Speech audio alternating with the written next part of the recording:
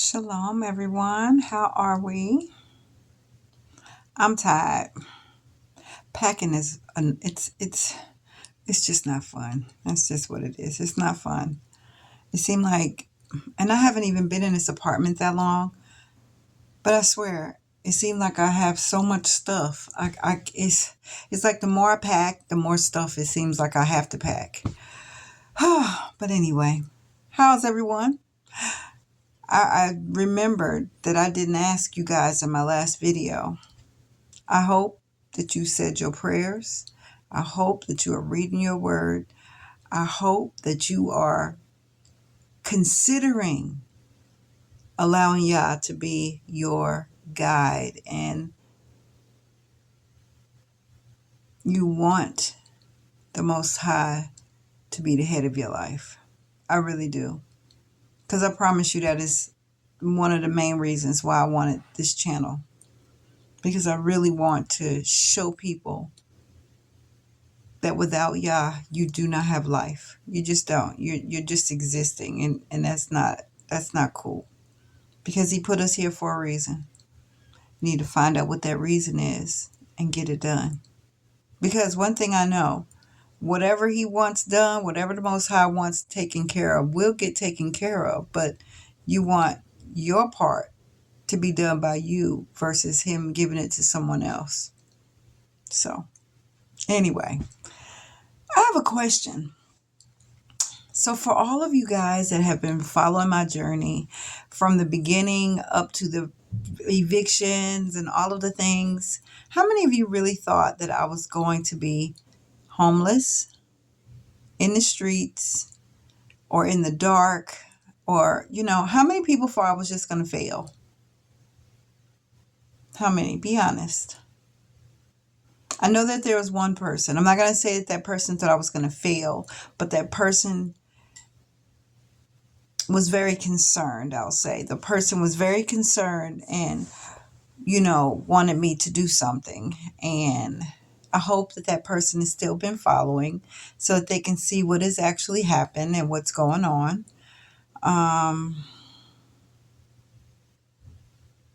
Yeah, I'm just curious. I don't get a lot of interaction on my videos, so I thought maybe I'd ask a question because I'm curious. I really am curious how many people really thought that this was not going to go well for me. How many people thought that I was making a really bad mistake by just sitting here and doing nothing. Even though I wasn't just doing nothing, I have to say that. Like, I have to make that very clear. I have been working. Like, I have been working not outside the home. The Most High had something else planned for me that He wanted me to take care of, and so I've done that. Um, I'm still working on some things, but right now, packing. Oh my greatness, this place looks a mess. It looks a mess. So I have until the 9th to move out. And I've been packing. I have been packing for a minute because, like I said, I wait for the word. And then once I got the word, I started packing. So, I mean, I'm pretty much packed. There are certain things that I still haven't packed. You working with things and stuff. So I'm still working. But I promise you, like, I moved from Columbia, Missouri to where I'm at now, and I had a 2-bedroom condo. So when I moved here, um, smaller space, 1 bedroom, and it was like, my gosh, I didn't know how much stuff I had.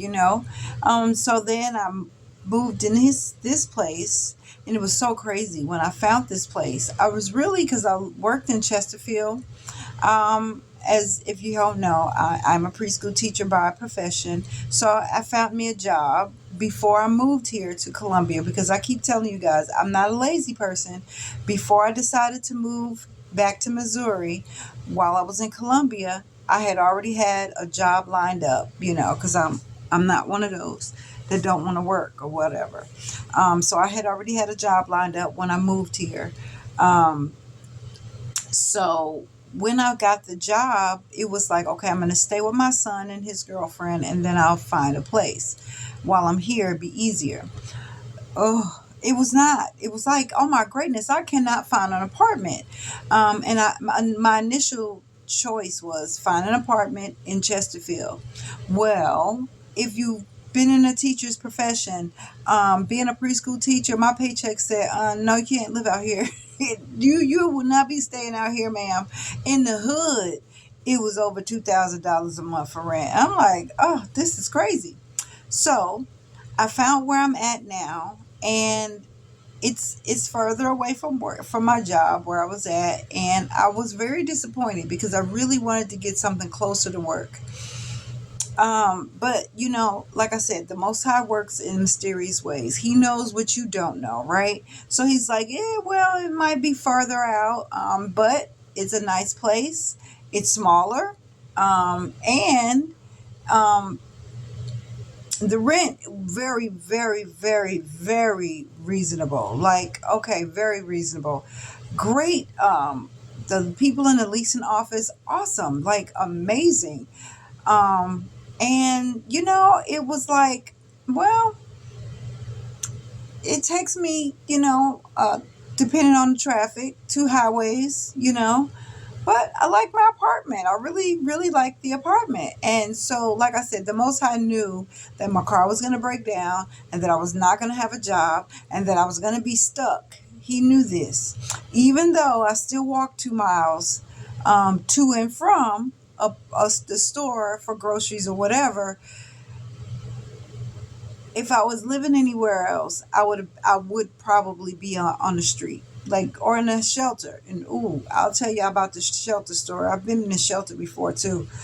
Ooh, but anywho, so once I lost my job, I didn't lose my job. I just quit my job because, I mean, having my bosses coming to pick me up, that wasn't cool. That was a lot, and I figured, I'm not getting this car fixed anymore. If you've not been following me, so I've had this car. It was a blessing. I got a gift when I worked in Columbia, Missouri. I was taking the bus, and one of the children was my baby. Her name is Sky. Her mom and her saw me walk into the bus, and she's like, Miss Carla, where are you going? And I said, I'm going to catch the bus. And she's like, well, where's your car? I said, well, I don't have one. And when she told her mom, well, Miss Carla needs a car, mommy. And so they blessed me with a car. So I was able to get a car. Wait, what is it? It was an organization that her mom helped me get the car through. And they usually help veterans, but they made an exception for me. I was in the paper and all the things. It was so sweet. So I had that car for a minute. I've had that car for a minute, and it was a blessing. I was able to get around, be able to do what I want to do. Um, but I had one issue with the car that nobody could figure out. I've taken it to reputable mechanics. I've taken it to the hood mechanic. I mean, I've taken it everywhere, and was spending every 2 to 3 months. My car was down, and I was still getting the same thing fixed over and over and over, and it was just costing so much. So this time around, I was like, I'm not doing this no more. I'm done with this. I got a bonus at work, and I had to spend it on my car. So I was like, this is not going to work for me. I just can't keep doing this. So I sold the car for parts.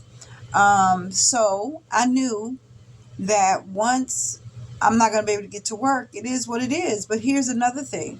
I have been praying for a minute. I love being a preschool teacher. Don't get me wrong. I don't like how the school system is gearing its way. I don't like the way they're going, and they probably was already going that way. It's just that I'm seeing things better, so that once the blinders come off, you can see. That saying, it says, I was once blind, but now I can see. Well, now I was able to see. I'm like, oh, this is not what I was signing up for. This is not what I intended my teaching career to be. Still want to teach, still want to guide the babies, but not in this way, because I don't like the way that they're trying to get them to go. So, yeah, I was like, well, I was praying, help me to do something, because when I was in Colombia, I had already been in the plan. Oh, let me show y'all. I don't want y'all to think I'm one of those that's doing nothing. So, So you know how you I had got into this program where they would help you start a business. And so I had one, you probably can't really see that, but I won this big old check for $1,200 to help me start my business. And my business was I wanted to have my own preschool. And because I had a house that I was getting worked on and all of the things so that all of this can start.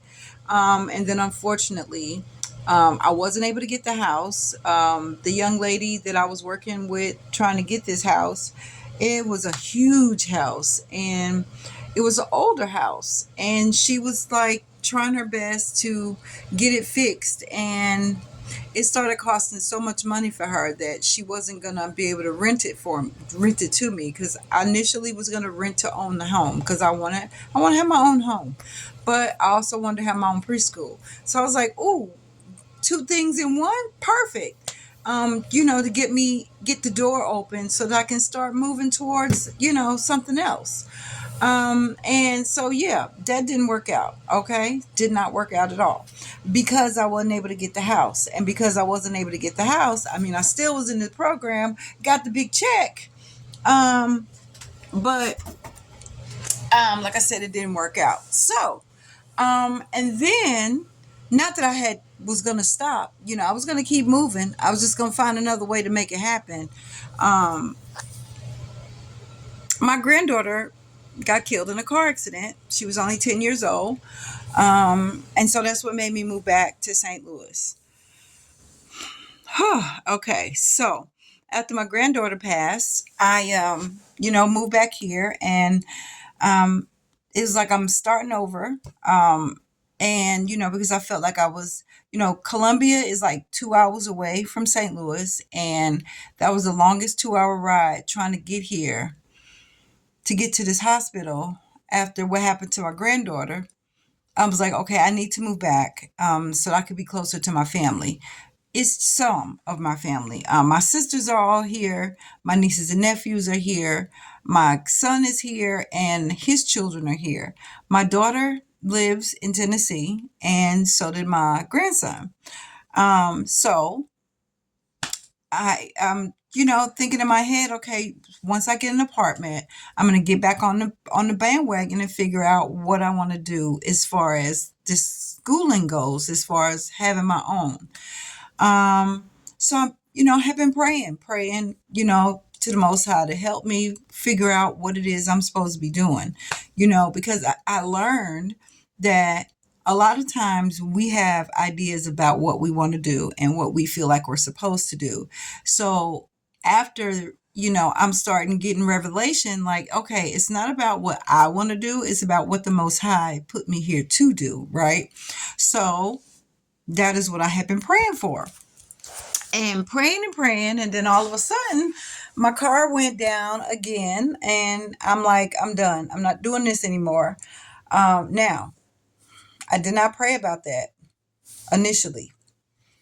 Um, but the way things was going, it was like, this is what it is. Like I'm financially, it was tearing my pockets up. It was tearing my pockets up. And it was like clockwork. Every 2 months, the same issue to get my car fixed. It was so frustrating. So, I'm like, look, I'm done with this. And then my grandson came. And then I was like, I'm gonna homeschool him. That's what I'm gonna do. I'm gonna homeschool my grandson. Now, I wasn't sure how any of these things was going to work, right? I was just, again, going on my own little tangent because I was so frustrated with this car. But then I started making the choice to say, look, yeah, what is it that you want me to do? What am I supposed to do here? What is going on? So before I chose to quit my job, I just prayed and I was getting rides back and forth to work. And I'm just like, okay, what do I do? And so then I got the word, let the car go. Just let it go. Okay, so I'm gonna let the car go. It was so hard to let that car go. Oh my greatness. It was so hard because it was like I'm gonna be without a car again. Oh, and then I was like, okay, so I'm not even gonna be able to get to work. And it's like, okay, I have been praying about not being at that place anymore. Like I have been praying for something else, and I still don't know how this is supposed to be coming together, right? But I went on, let the car go, and then I got the opportunity to homeschool my grandson, and it opened my eyes to something else. I'm like, wow, okay. Now, again, I pray before I make a choice. So I prayed and I prayed and I prayed, and the next thing I know, I start getting dreams about put this in there, do this, do it like this. So, initially, I'm thinking homeschool and not really knowing what homeschool entailed, but I thought it was a great opportunity, homeschool my grandson. But then when I got the curriculum and saw how it was working, I'm not happy. Like this is not it. This is not where it's at. Well, the Most High said, I know. And that is why I had you do all of these things, because this is what I want you to do. So I have curriculum. I'm so excited. Okay, so I know I told you all that I have been working on something, and yeah, I have curriculum. I absolutely do. I have curriculum from K through third grade. My grandson's in third grade, so I'm like, okay, this is awesome. Now I don't know where this is going once again, but then I was talking with someone about it, and so okay, I've only shown it to 3 people, um, and I've gotten amazing feedback from it. Like, not that I wasn't expecting it to be, because this didn't come out of me. This did not come from me. The Most High did this. Like, literally, the Most High did this. I just was being obedient to what He told me to do. And so it was like, okay, all right. So then I get a call or a text, and they were like, we should do a homeschool for our group. And they're thinking about using my curriculum. I'm like, wait a minute, what is happening? So, like I said, the Most High has better plans than you could ever have for yourself. Like, literally better plans that you could even think for yourself. Because I never thought about curriculum. Like, it just was not something I thought about. But I knew that most of the time when I taught, most of the teachers that I taught around, they all wanted to see what I was doing, because I want children to enjoy learning. Learning is fun. I love learning new things, right? So people was always asking me, they were following what I was doing. It was like they were taking like my curriculum and making it their own, because they saw how great my students were doing. Like, when my students go to first grade, my students don't, they always tell us, this is what you need to teach them, and the first grade teacher will teach them all the rest. I'm like, that's not how I teach, though. I teach them as much as they're willing to learn, as much as I can see that they can take in. That's what I'm gonna give it to them. I'm gonna give them whatever they can take in. And so, for the most part, most of my students, by the time they get to first grade, they're ready for second grade, for real. Like, for real, for real. And I've gotten all of that feedback over the years. They're like, when my child went to first grade, their first grade teacher was like, well, who was your teacher? Me, Miss Carla was. I was really excited about the fact that this was just something I enjoy doing. It was like, I didn't think about it the way other people saw it. So, yeah. So I have curriculum that I am going to be putting on the market. And, it's really geared for homeschooling. And yes, my homeschool has the Bible in it. With you come to curriculum for me, we're gonna have Bible in it.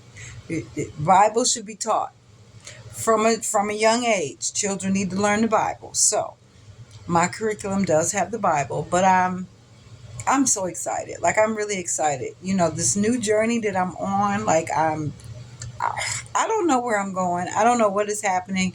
I'm just going with what Yah says. You know what I mean? So, yeah, curriculum is done. Like, I didn't think I would get done with it before it was time for me to move, but it is. It is completed.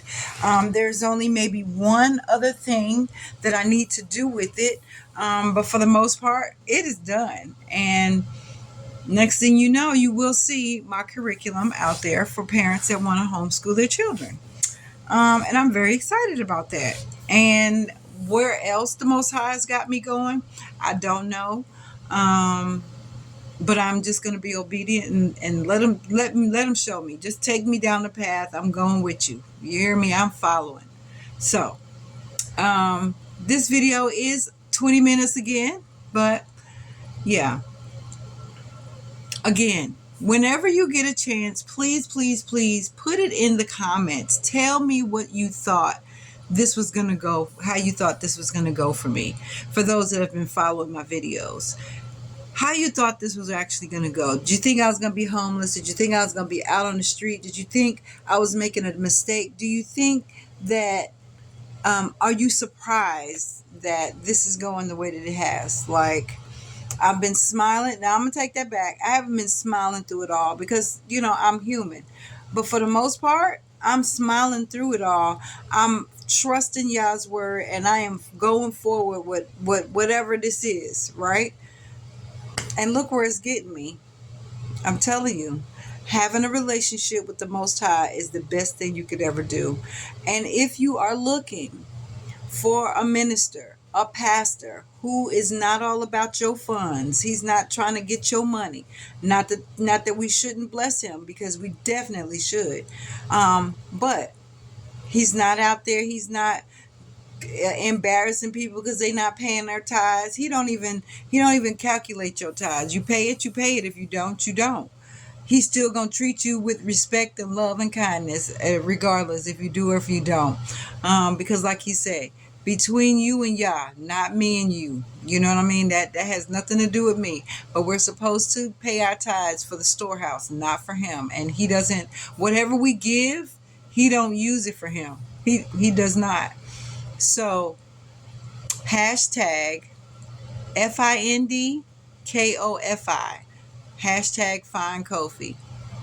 Awesome pastor, awesome man, awesome husband, awesome spiritual father. He's all of the things. I promise you. And he's going to tell you the truth regardless. He has a beautiful family. He has an amazing group that you can I don't even know what we call ourselves. I mean, we call ourselves SOC, Servants of Christ, but we're not like a religious group. We're just followers of the way. That's what it is. We're followers of the way. We follow the Bible, and we just do as the Bible say.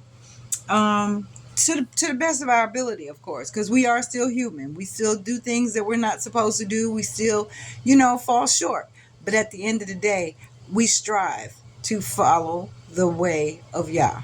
Period. Okay? So, with that being said, thank you for coming. Thank you for joining. Thank you for subscribing. Thank you for sharing. Thank you for following my journey. Don't give up. I have so much more going on, and I want you to keep following. I will get back to, things that's happened in my life that has gotten me to this point. Because trust me, I didn't just start like this. It took me a long time to get here. Trust me, I'm 55. With Yah's grace, on December the 6th, I'll be 56 years old. And it's taken me a long time to get to this point. You know what I mean? So, keep coming back. Keep following the journey. I have almost 90 videos. That is so crazy. I have quite a few videos, quite a few shorts. Keep coming. Keep following. Please like. Please subscribe. Please share. Thank you for coming to hang out with me, and have an amazing rest of your day. Shalom.